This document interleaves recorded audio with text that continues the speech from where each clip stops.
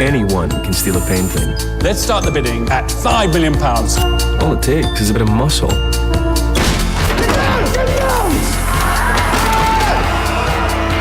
But no piece of art is worth a human life. Stop right there.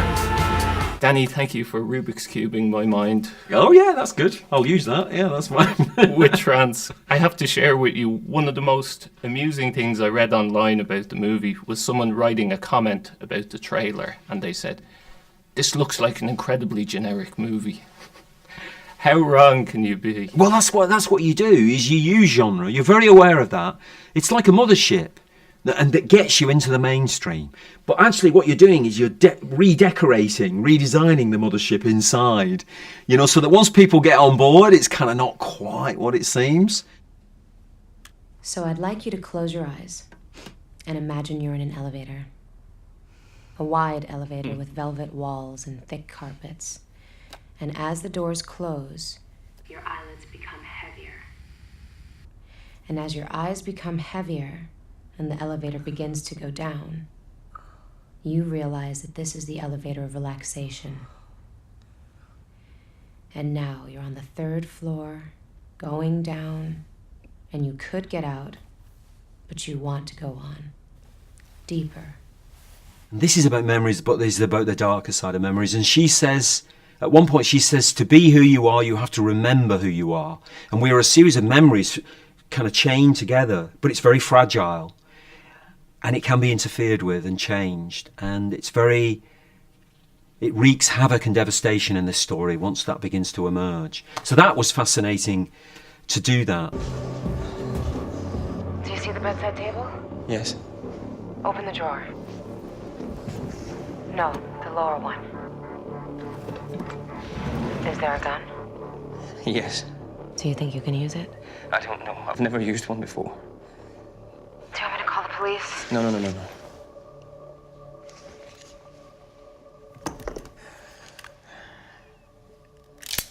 It's not like you're trying to do a modern version of noir or you're trying to kind of do a homage to noir. You're taking it as a genre and you twist it. And so she clearly behaves like a femme fatale at one point, using her beauty, her allure, her sensuality to manipulate these men. I think a lot of people will be reminded of Shallow Grave with this movie. What was it about the spirit of Shallow Grave that you wanted to get back to? Well, it's the threesome, isn't it?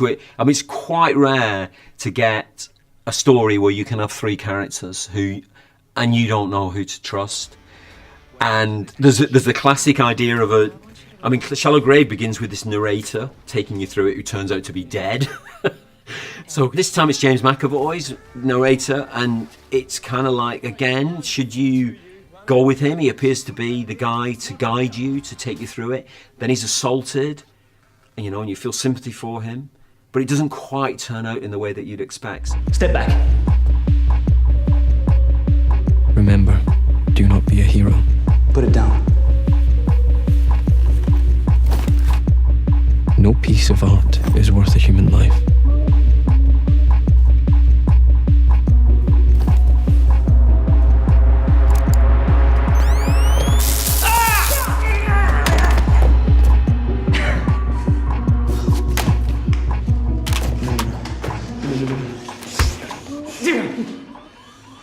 How did you not buckle under the stress of doing the Olympics and this at the same time? Well, precisely, I think because of doing this, I think in a weird kind of way, the opening ceremony is obliged to Trance in a way, because Trance kept us sane.